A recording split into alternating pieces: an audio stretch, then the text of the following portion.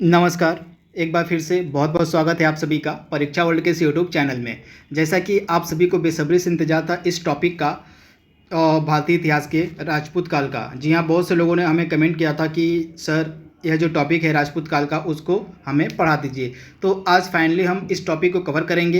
राजपूत काल से रिलेटेड जितने भी इम्पॉर्टेंट फैक्ट और पॉइंट बन सकते हैं जो आपके एग्जाम के लिए इम्पॉर्टेंट हो सकते हैं, उन सभी को आज के इस वीडियो में हम डिस्कस करेंगे। तो चलिए आज के वीडियो को शुरू करते हैं। तो सबसे पहले कुछ इम्पॉर्टेंट पॉइंट जो आपके दिमाग में होने चाहिए उसको देख लीजिए आप।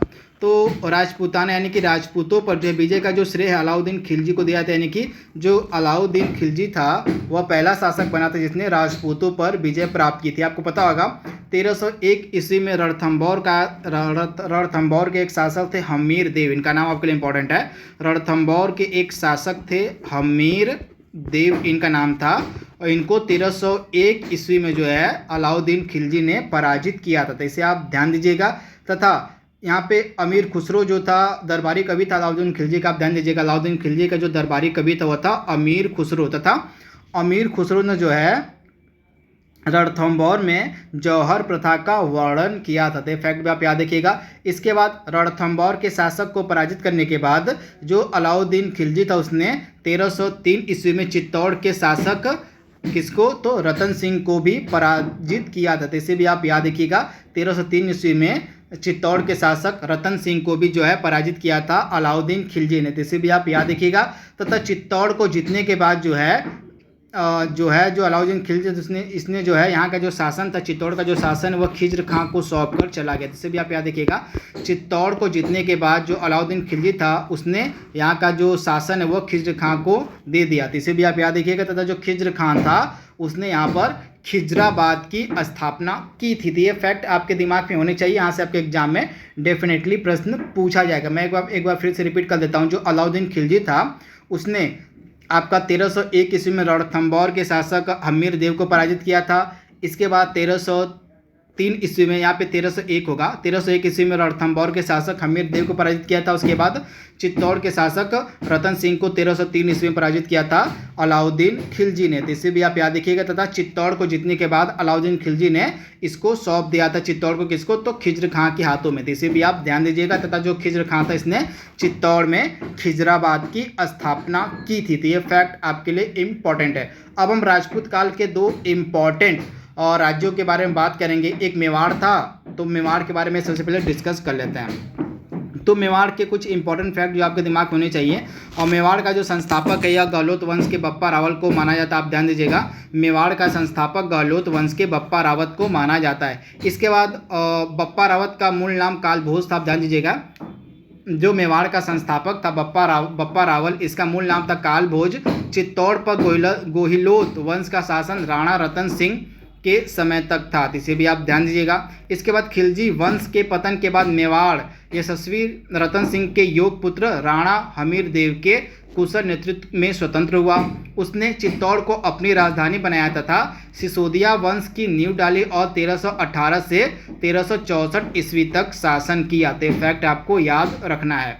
इसके बाद और हमीर देव की मृत्यु के बाद उसका पुत्र क्षेत्र सिंह शासक होता है। पारिवारिक संघर्ष में जो है क्षेत्र सिंह की मृत्यु हो जाती है। इसके बाद क्षेत्र सिंह के बाद उसका पुत्र लाखा गद्दी पर बैठता है। इसी के समय जावर में चांदी तथा शीशे की खानों की खोज होती है। तो इसे आप ध्यान दीजिएगा।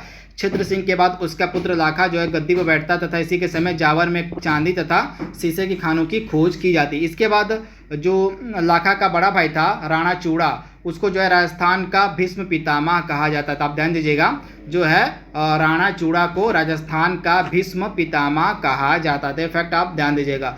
इसके बाद लाखा के बाद मोकल के नेतृत्व में मेवाड़ का बौद्धिक और कलात्मक उत्थान होता है। आप याद रखिएगा। लाखा के बाद अगला शासक होता है मेवाड़ का मोकल तथा मोकल के नेतृत्व में मेवाड़ का बौद्धिक और कलात्मक उत्थान होता है। जो मोकल था मेवाड़ का शासक, इसने राज्यों के अनेक मंदिरों का जीर्णोद्धार सहित एक लिंग मंदिर के चारों ओर परकोटे का निर्माण कराया। इसने माना फना एवं विशाल जैसे शिल्पकारों को दरबार में संरक्षण दिया। तो इसे आप ध्यान दीजिएगा। इसके बाद मोकल के बाद उसका पुत्र राणा कुंभा जो है अगला मेवाड़ का शासक बना। उसका वास्तविक नाम था कुंभकर्ण, यानी कि मोगल का जो पुत्र था राणा कुंभा, इसका वास्तविक नाम था कुंभकर्ण। तो इसे आप ध्यान दीजिएगा। एक चीज़ आप नोट डाउन कर लीजिएगा, इस वीडियो का जो PDF है आपको डिस्क्रिप्शन बॉक्स में प्रोवाइड करा दिया जाएगा। डिस्क्रिप्शन बॉक्स में आपको मैं अपने टेलीग्राम चैनल का लिंक दे दूंगा तथा उस टेलीग्राम चैनल पे आप डायरेक्टली जाके जो है इस PDF को डाउनलोड कर सकते हैं। तो टेलीग्राम चैनल का जो लिंक है आपको डिस्क्रिप्शन बॉक्स में मिल जाएगा। अब हम राणा कुंभा के बारे में पढ़ेंगे। तो राणा कुंभा से रिलेटेड कौन कौन से फैक्ट है उसको देख लेते हैं। तो राणा कुंभा ने जो है अपने मालवा विजय की स्मृति में चित्तौड़ में 1448 ईस्वी में एक विजय स्तंभ कीर्ति स्तंभ द टावर ऑफ विक्ट्री का निर्माण कराया, यानी कि चित्तौड़ में जो है द टावर ऑफ विक्ट्री का जो निर्माण कराया गया था राणा कुंभा के द्वारा। इस कीर्ति स्तंभ को जो है हिंदू देवशास्त्र एवं भारतीय मूर्तिकला का चित्र शब्दकोश कहा जाता है। तो यह जो कीर्ति स्तंभ था इसको हिंदू देवशास्त्र एवं भारतीय मूर्तिकला का शब्दकोश कहा जाता है। तो इसे आप ध्यान दीजिएगा। राणा कुंभा एक प्रवीण विद्वान, अर्थशास्त्री, उत्तम कवि और विद्या का संरक्षक माना जाता था। तो इसे आप ध्यान दीजिएगा। इसके बाद जो राणा कुंभा था वह तर्कशास्त्र, गणित, राजनीतिक विज्ञान, व्याकरण तथा तत्व मीमांसा में समान रूप से निपुण था।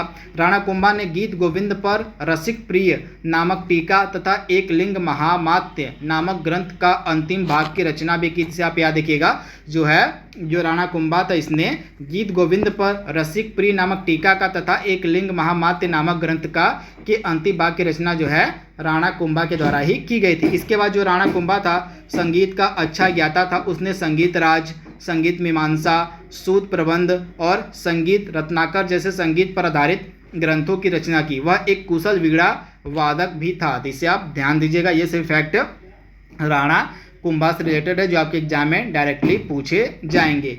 इसके बाद हम कौन से पॉइंट को डिस्कस करेंगे ये देख लेते हैं। इसके बाद कीर्ति तथा विजय स्तंभ के रचयिता कवि अत्रि और महेश को राणा कुंभा ने अपने राजकीय संरक्षण में रखा था। प्यार देखिए, कीर्ति स्तंभ के जो रचयिता थे कवि अत्रि और महेश को जो है राणा सांगा ने अपने यहाँ राजकीय संरक्षण दिया था। इसके बाद आप याद रखिएगा, स्थापत्य कला में राणा कुंभा की रुचि थी। उसने विजय स्तंभ सहित श्रृंगार चोली, कुंभ श्याम तथा चतुर्भुज विहार नामक मंदिरों का निर्माण कराया। इसे आप ध्यान दीजिएगा। राणा कुंभा से रिलेटेड फैक्ट काफ़ी इंपॉर्टेंट है जो आपके एग्जाम में डेफिनेटली पूछे जाएंगे। इसके बाद कुंभा ने कुंभलगढ़, अचलगढ़, मददान, कौलान और विराट के प्रसिद्ध दुर्गों का निर्माण भी करवाया। कुंभलगढ़ प्रशिष्टि की रचना जो है 1460 ईस्वी में कवि महेश के द्वारा की गई थी। इसके बाद राणा कुंभा ने जैता, पुंजा तथा दीपा जैसे शिल्पकारों को भी अपने यहाँ संरक्षण दिया था। तो ये नाम है जैता, पुंजा और दीपा शिल्पकारों के जिनको संरक्षण दिया गया था राणा कुंभा के द्वारा। तो इसे आप याद रखिएगा। इसके बाद मानदास कुंभा के राज्य का मुख्य शिल्पकार था जो वास्तुकला तथा मूर्तिकला का एक महान लेखक भी था। इसे आप ध्यान दीजिएगा। राणा कुंभा के बाद उदा और फिर रायमल शासक होते हैं मेवाड़ के तथा वह अपने पिता को मार के मतलब पिता की हत्या करके सिंहासन पे बैठते हैं। तो इसे भी आप ध्यान दीजिएगा। कुंभा के बाद उदा तथा फिर रायमल मेवाड़ का शासक होता है। इसके बाद अगला जो राजपूत काल में इम्पोर्टेंट इवेंट हुआ था उसको देख लीजिए। रायमल जो था राणा कुंभा के बाद बनता है शासक। रायमल ने अपने 4 पुत्रों पृथ्वीराज, जयमल, जय सिंह तथा सांगा में उत्तराधिकार को लेकर संघर्ष हुआ। राणा सांगा जिसे संग्राम भी कहा जाता था के लिए मेवाड़ के सिंहासन मतलब रायमल के जो 4 पुत्र थे उनमें से जो राणा सांगा था वह विजय होता है तथा उसे संग्राम सिंह के नाम से भी जाना जाता था। इसे आप याद रखिएगा। बाबर का समकालीन था यह राणा सांगा। इसे आप याद रखिएगा। बाबर का समकालीन था राणा सांगा। तो काफ़ी इंपॉर्टेंट फैक्ट आप ध्यान दीजिएगा। जो राणा सांगा था यह बाबर का समकालीन था। यहाँ से आपके एग्जाम में डेफिनेटली प्रश्न पूछा जाएगा। तो इससे आप ध्यान दीजिएगा। जो राणा सांगा था और मेवाड़ का जो शासक बनता है वह बाबर का क्या था, तो बाबर का समकालीन था। यह फैक्ट काफ़ी इंपॉर्टेंट है, इसे अपने दिमाग में आप बैठा लीजिएगा। इसके बाद राणा सांगा ने मालवा तथा गुजरात के शासकों को पराजित भी किया था। आप ध्यान दीजिएगा। जो राणा सांगा था इसने मेवाड़ के शासकों को तथा गुजरात के शासकों को भी पराजित किया। इसके बाद घटोली का युद्ध लड़ा गया था 1517 से 18 के बीच में, जिसमें राणा सांगा ने दिल्ली के तत्कालीन शासक इब्राहिम लोदी को पराजित किया था। यानी कि घटोली के युद्ध में जो है राणा सांगा ने दिल्ली के तत्कालीन शासक इब्राहिम लोदी को पराजित किया था। इसके बाद 17 मार्च 1527 को खानवा का युद्ध होता है राणा सांगा और बाबर के मध्य, जिसमें बाबर ने जो है राणा सांगा को पराजित किया था। इससे आप ध्यान दीजिएगा। जो खानवा का युद्ध था, इस खानवा के युद्ध में बाबर ने राणा सांगा को पराजित किया था। इसके बाद 30 जनवरी 1528 को कुछ षड्यंत्रकारियों द्वारा किए गए विष से राणा सांगा की कालपी में मृत्यु हो जाती थी, इसे आप याद रखिएगा। तथा राणा सांगा की जो समाधि आपको मिलेगी मांडलगढ़ में, कहाँ पे, तो राणा सांगा की जो समाधि है वह आपको मांडलगढ़ में मिलेगी। इसके बाद 1537 में राणा सांगा के चौथे पुत्र उदय सिंह का कुंभलगढ़ में राज्याभिषेक होता है। उसने 1559 में उदयपुर की नींव डाली। जिसे आप याद रखिएगा, राणा सांगा का जो चौथा पुत्र था उदय सिंह उसने जो है 1559 ईस्वी में उदयपुर की नींव डाली थी। इसे आप ध्यान दीजिएगा।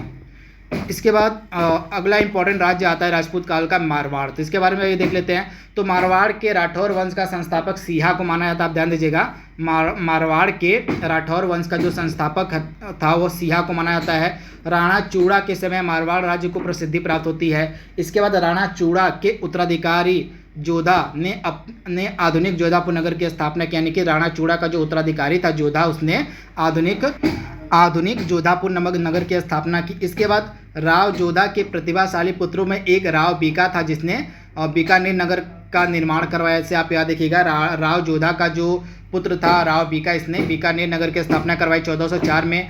औरंगजेब ने बीकानेर के करण सिंह को जंगलधर बादशाह की उपाधि दी। आप ध्यान दीजिएगा, जो औरंगजेब था मुगल शासक, उसने बीकानेर के शासक करण सिंह को जो है जंगलधर बादशाह की उपाधि दी थी। ये फैक्ट काफ़ी इंपॉर्टेंट है, इनके बारे में आपको याद रखना है। इसके बाद मारवाड़ का सबसे प्रतापी राजा था राजा मालदेव। शेर शाह सूरी के साथ हुए युद्ध में पराजित होने के बाद उसे संधि के लिए बाध्य होना पड़ा, यानी कि मारवाड़ का जो सबसे प्रतापी राजा था वह था राजा मालदेव, तथा शेर शाह सूरी के साथ युद्ध में पराजित होने के बाद उसको संधि के लिए बाध्य होना पड़ता है। तो इसे आप ध्यान दीजिएगा, काफ़ी इंपॉर्टेंट यह फैक्ट है। इसके बाद अगला फैक्ट क्या है, यही देख लेते हैं। तो यह लास्ट फैक्ट था जो कि मारवाड़ राज्य से रिलेटेड था। तो यहाँ पे राजपूत काल से रिलेटेड जितने भी इम्पॉर्टेंट फैक्ट और पॉइंट बन सकते थे उसको हमने इस वीडियो में डिस्कस कर लिया। आई होप यह वीडियो आपको अच्छा लगेगा। तो आज के लिए बस इतना ही। Thanks for watching. Thank you.